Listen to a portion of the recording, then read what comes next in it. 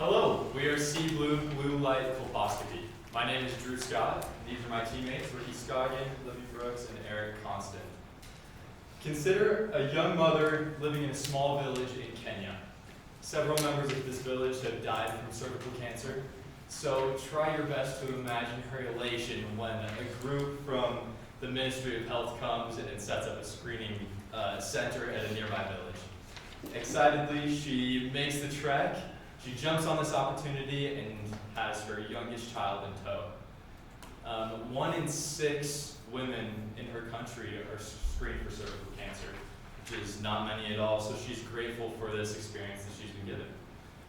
During her exam, the clinician finds something. He finds some suspicious tissue and burns it off in a well-known and effective form of cancer treatment called thermoablation. In this case, unfortunately, she was inaccurately diagnosed and unnecessarily treated, leaving her with a damaged cervix and infertility, rendering her unable to have kids in the future. This unfortunate and tragic event is a good example of why more accurate screening is necessary to eliminate these situations from happening in the future. In 2022, 650,000 women were diagnosed with cervical cancer. In that same year, 350,000 women died from cervical cancer, meaning that cervical cancer had a 50% mortality rate. This is roughly the same as twice the population of Salt Lake City, which is a lot of people, and that's only in 1 year, 350,000 people. And C-Blu looks to eliminate this problem. C-Blu's vision is to increase the accuracy of screening for women all around the world and make this screening more available globally. Our colposcope is the only colposcope that uses blue light to see the DNA that exists in cells. And the thing about cancer cells is there's a greater concentration of DNA in those cells, so it makes it easier to spot. So traditional colposcopes use white light rings, and we incorporated a blue light ring around this white light, which increases our accuracy tremendously. So, you guys have already met us. I want to talk about our collaborators. So first off, Dr. Sonia Para is actually a resident at the hospital here, and she did her PhD in actually looking at cervical cancer in low resource areas. In addition, we have Dean Wallace, Dr. Dean Wallace, who is the founder and owner of a company looking at cervical cancer in, once again, low resource areas. And the last here is Neil Lonke, Dr. Neil Lonke, who has done a lot of research in his time as a doctor, as an OBGYN, looking at how white versus blue light kind of makes the difference when it comes to identifying cancer. So like Drew said, the average, the scary 50% average here, as you can see with the different stages of cancer, if it is caught in the first stage, up to 95% survivability. The thing with this is you would have no reason to really go and get screened. There's no symptoms. So as you can see, the longer it takes to catch it, the higher the stage it is. Of course, sadly, the decrease in the survivability of this. So if we can get, of course, better screening, quicker screening, more widespread screening, we can get this 50% much higher. So hopefully to 100%, because the World Health Organization has this initiative out there to eliminate cervical cancer by 2030. So this would be done by getting 70% of women 35 in order to be screened, and then once again before they turn 45. So as you can see here on these maps, the screening versus the death rate from cervical cancer. Of course, America being here, the higher the color, the higher the rate. Where sub-Saharan Africa, like Drew pointed out, is very little. In addition to low screening, low or higher death rates, as you can see here. So typically, screening screening for cervical cancer in a high-resource area would include a pap smear and biopsy. And in this procedure, there would be a tissue sample taken from the cervix that's sent off to a histology lab. The histology lab does all of their tests to say, okay, there's cancerous DNA in this sample. They send that test result back to the doctor. The woman goes in for a follow-up visit if the results are inconclusive, so she can have another sample taken, or for cancer treatment if it comes back positive. Now the problem here is that that's a lot of resources to pull that off. You have to have medical professionals who are trained in these procedures. You have to have histology labs, which take a lot of money for those procedures that they're doing and for all the testing. The woman has to be available to come in again for a follow-up visit as well. She can't just be treated and screened for cancer in the same visit. And in a low-resource area, that's just not realistic. It's too expensive, it takes too much time, and there's just not enough trained professionals to go around. For many of these women, like the young mother in Kenya that Drew talked about, she might only have the opportunity to be screened once in her life. So it's important that that test result is accurate and fast so that she can be treated for cervical cancer. So colposcopy, we've been throwing around this word a lot, a little bit more into what the procedure is. This is the only really available screening method in low-resource areas.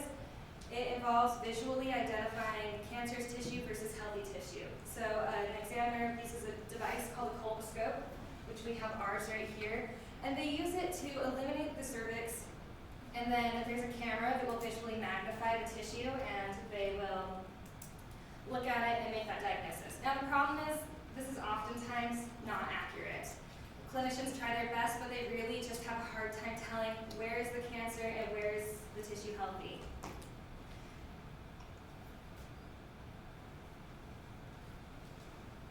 Here we have images of two different images under different light of the same cervix. So underneath white light, we have this white smudge here that you can see, and that's a clinician would probably be able to tell that was cancerous. They might not, as colposcopy fails to identify cancer in 1 in 5 women. But the problem is that while they can tell that there may be cancer there, they can't tell exactly where it is. If you look at this same cervix with blue light, you see these brighter spots over here. Now that's the actually cancerous area. And as Drew pointed out, with cancer cells having higher concentrations of DNA, it appears much more obvious because it's brighter. Additional advantages of blue light over white light are that you have less glare off of the tissue surface, as well as blue light can actually penetrate deeper into the tissue. So you can see cells that are underneath the top layer, whereas with white light, you only get that top layer. So we're increasing diagnosis by making it easier for the clinician to see, but also you can just see more. Now, some studies have been done to validate this. Looking at the sensitivity versus the specificity. Sensitivity being able to say, did the doctor make an accurate diagnosis between cancer and healthy? Comparing blue light colposcopy to a pap smear, we see that blue light colposcopy actually performed better. Looking at the specificity, though, where colposcopy has historically been very low, the blue light colposcopy did even better than the specificity of pap smear as well. Now, this is a big deal because pap smear is our current gold standard, but it requires so many resources that it's only available to women in high-resource areas that have the lowest rate of cervical cancer. If we can take this technology into low-resource areas and increase the accuracy of screening while keeping it at a price that's affordable and technology that is available, we can save the lives of thousands of women. So here, sorry everyone. Okay, here we have an image of our device, which we've also brought today. Our device, as we mentioned, is the first colposcope to incorporate blue light. Currently, if a clinician wants to use blue light, they have to use glow sticks. And it's inserted with the speculum to illuminate the cervix. Now, nobody has incorporated a blue light into a colposcope before. Our colposcope has both the options for white light and blue light that a clinician might be used to, and they can change the color and image the cervix so that they have the maximum amounts of patient data. And And since our device is the first to incorporate this, we filed a provisional patent for our technology. Now, this is different from our competitors. While there are a lot of colposcopes on the market, ours is affordable for a low resource area. It's easily portable. As you can see, it's handheld, which is not the case for all colposcopes. And our device also has the higher accuracy of diagnosis than other colposcopes, as we just discussed. And with the blue light, there's also a software component to our device that you can purchase a subscription to.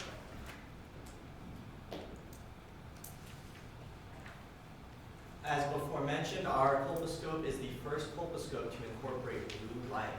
Now, traditionally, commercially available colposcopes are sold for anywhere between $1,000 to $32,000. And literature suggests that colposcopes need to be sold below $5,000 to be commercially available in low resource areas. We plan on selling our colposcope for $2,000 with a $500 annual subscription to our software. We plan on marketing our colposcope towards humanitarian organizations that work in low resource areas, such as the Bill and Melinda Gates Foundation.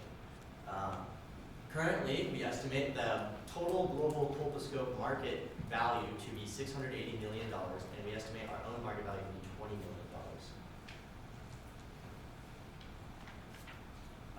Before we do this, our prototype needs to be finalized, specifically the usability and the data security of the software being used in our colposcope. After this, study protocol needs to be performed, and we will need to spend about $5,000 to $8,000 on